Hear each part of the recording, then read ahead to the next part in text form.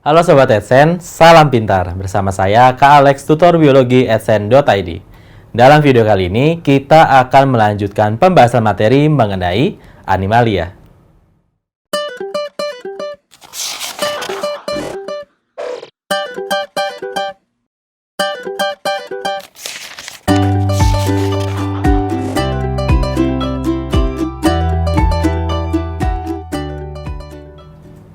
Untuk membedakan suatu kelompok hewan dengan hewan lainnya, kita menggunakan bangun tubuh. Kita sudah membahas beberapa bangun tubuh, seperti kondisi jaringan, kemudian lapisan embrionik, simetri, dan rongga tubuh. Nah, yang ini adalah karakter yang terakhir dari bangun tubuh, yaitu perkembangan protostoma dan deuterostoma. Untuk karakter ini memang terdengar agak asing buat beberapa teman-teman. Nah, memang gitu ya, karena di sini memang agak jarang diajarkan. Gak apa-apa, kita akan bahas dengan detail apa yang kita sebut sebagai perkembangan protostoma dan apa yang kita sebut sebagai perkembangan deuterostoma. Sebenarnya simple kok. Nah, di sini saya sudah gambarkan perbedaan perkembangannya, gitu ya. Dan perbedaan yang di sini adalah antara atas dengan bawahnya. Oke? Nah, untuk gambar yang pertama, ini adalah kumpulan dari sel gitu ya, yang terbentuk setelah terjadinya atau terbentuknya zigot. Jika ovum bertemu dengan sperma, maka kita akan dapatkan zigot. Zigot akan membelah dengan cepat gitu ya. Nah, tapi tidak begitu sampai memisah gitu ya. Maka itu yang kita sebut sebagai cleavage, atau bahasa Indonesia bangetnya disebut sebagai penyibakan. Nah, model penyibakan yang kita pakai adalah pada saat kondisi dia ini belahan 2 × 2⁻³ atau dengan total 8 sel. Nah, kita bisa lihat perbedaannya ya. Nah, walaupun di sini sebenarnya agak mirip ya. Nanti kita akan pelajari apa sih perbedaannya. Untuk model yang kedua, pembeda yang kedua adalah kita bisa lihat dari proses mulai melakukan gastrulasinya, gitu ya. Dari masuk ke gastrulasinya. Nah, jadi di sini juga saya sudah gambarkan untuk bagian-bagiannya dan diberi warna sesuai dengan lapisan embrionik yang kita sudah pelajari. Memang di buku-buku seperti buku biologi umum ataupun buku biologi yang menjurus spesifik ke histologi dan sebagainya, kita memberikan warna khas ke masing-masing lapisan embrionik. Misalkan biru untuk ekto, kuning untuk endo, dan merah untuk meso. Biasanya seperti itu untuk ketentuannya. Oke ya, kita bahas untuk yang ini dulu ya. Tadi kita sudah tahu gitu ya, bahwa kondisi ini adalah kondisi di mana zigot membelah 3 kali sehingga kita dapatkan kumpulan 8 sel. Nah, kita bisa lihat polanya, di sini agak berbeda. Teman-teman harus jeli banget melihatnya. Coba dilihat antara kelompok atas dengan kelompok bawah, yang atas dengan yang bawah, gitu ya. Nah, teman-teman bisa lihat bahwa untuk garis lekukannya di sini tidak bertemu, ya kan ya? Untuk yang di sini garis lekukannya bertemu. Nah, maka teman-teman, ini untuk model yang tidak bertemu berarti dia membelah diagonal, gitu ya. Atau modelnya kita sebutnya adalah spiral. Sedangkan kalau seperti ini gitu ya, seakan-akan membentuk jari-jari, maka ini dikatakan membelah radial. Nah, modelnya berbeda ya kan? Mulai kelihatan banget. Dan teman-teman, untuk yang membelah spiral di sini kondisinya kita sebutnya adalah determinan, gitu ya, pembelahan determinan.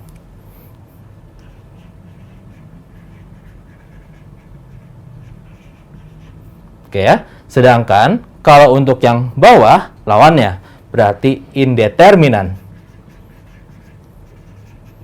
Nah, apa sih maksudnya determinan dengan indeterminan? Nah, bahasa Indonesia dari determining gitu ya, atau determinasi gitu ya, berarti kita menentukan. Nah, dengan demikian, maksud dari pembelahan determinan itu adalah si nasib atau perkembangan sel sudah ditentukan gitu ya pada saat ini. Sedangkan kalau untuk yang indeterminan, nasib atau perkembangan sel belum ditentukan gitu ya. Jadi indeterminan, belum ditentukan. Nah, dengan demikian karena ini belum ditentukan, maka setiap sel punya potensi untuk berkembang masing-masing. Gitu ya. Maka misalkan kita lakukan percobaan.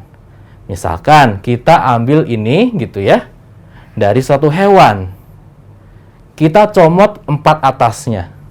Nah, maka ketika ini diteruskan prosesnya, dia akan menjadi sel yang mati, gitu ya, tidak dapat hidup. Sedangkan kalau untuk yang bagian bawah, kita misalkan pisahkan gitu ya, atas dengan bawahnya. Maka masing-masing ini dapat berkembang menjadi sel yang hidup atau makhluk hidup. Gitu ya. Misalkan kita ambil ini dari bulu babi gitu ya. Nah, kalau kita ambil bagian atas ya, kita isolasi gitu ya, kita kucilkan, kita ambil 4, maka 4-4-nya itu akan jadi larva untuk bulu babi. Maka ini yang memungkinkan suatu hewan bisa punya kembar atau tidak. Ya kan? Manusia bisa punya kembar karena si sel ini ketika berpisah, dia punya potensi berkembang, dia juga punya potensi untuk berkembang.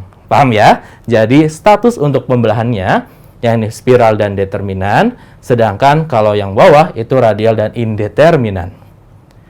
Nah, sekarang kita lihat untuk karakter yang keduanya, yaitu pada proses gastrulasinya.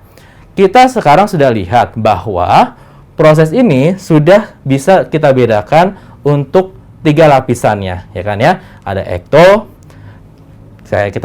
Kita tuliskan saja ya biar makin jelas ya. Ini ada ekto. Kemudian yang kuning apa? Yang kuning adalah endo, ya kan ya? Yang kuning endo dan yang merah atau pink adalah si meso. Oke ya, meso. Oke, ingat bahwa si endo akan membuat pencernaan gitu ya. Nah, maka dalam prosesnya gitu ya, sebelum dia gastrulasi berarti blastulasi, dia akan melakukan peronggaan. Nah, pada saat dia gastrulasi, maka dia akan melekuk ke arah dalam yang kita sebut sebagai invaginasi. Oke ya. Nah, jadi ini adalah ruangan yang akan kita sebut sebagai apa? Ini adalah bagian yang kita sebut sebagai arc enteron. Yang artinya, teman-teman mungkin pernah dengar gitu ya, enterokinase gitu ya. Kemudian kata-kata lainnya gitu yang berhubungan sama pencernaan. Enteron itu artinya usus gitu ya, atau saluran pencernaan. Arc gitu ya, Archaeobacteria berarti ini adalah saluran pencernaan yang primitif. Oke ya. Jadi di sini terbentuk arc enteron. Demikian juga untuk lapisan yang bawah, untuk bagian yang bawah ini gitu ya. Yang warna biru adalah ekto, yang kuning endo, yang merah ini adalah meso. Nah, hal apa yang dapat kita temui dari sini adalah yang pertama, pembentukan selomnya. Gitu ya. Pembentukan selom terbentuk gitu ya di bagian si mesonya gitu ya. Jadi, mesodermnya gitu ya, dia terpisah gitu ya. Dia memisah diri. Berbeda dengan yang model bawah. Mesodermnya gitu ya, di sini merupakan penggembungan gitu ya dari si struktur arc enteron gitu ya. Maka baru terbentuk si selom atau rongga gitu ya. Nah, jadi di sini dari pembentukan si selomnya atau rongganya. Oke ya. Ingat-ingat strukturnya kayak gimana, rongga ini ditemui di mana? Tentu saja dari ekto, meso ya kan, baru ada rongga, baru selanjutnya gitu ya. Jadi ini dari pembentukan selomnya ya, berarti yang sini si selomnya. Nah, maka ketika ini dicubit gitu ya, maka ini akan terbentuk si selom juga. Oke, kita sudah dapatkan informasi mengenai selom dari gambar ini. Kemudian, ada informasi yang terakhir, ini yang menentukan, yaitu protostoma atau deuterostoma. Ini asal katanya. Oke, sebelumnya kita tahu ya, ini namanya gastrula, sebelumnya adalah blastula. Kemudian blastula mengalami invaginasi, ya kan, pelekukan ke arah dalam. Maka kita akan dapatkan arc enteron yang akan jadi pencernaan. Maka di sini ada lubang, gitu ya. Nah, lubang ini yang kita sebut sebagai blastopor. Oke ya, lubang ini yang kita sebut sebagai blastopor. Demikian juga untuk lubang yang ini. Ini disebut juga sebagai blastopor. Nah, maka karakter ketiga yang dari gambar ini adalah nasib blastopornya itu akan jadi apa? Nah, lubang dari pencernaan kita gitu ya adalah anus dan mulut.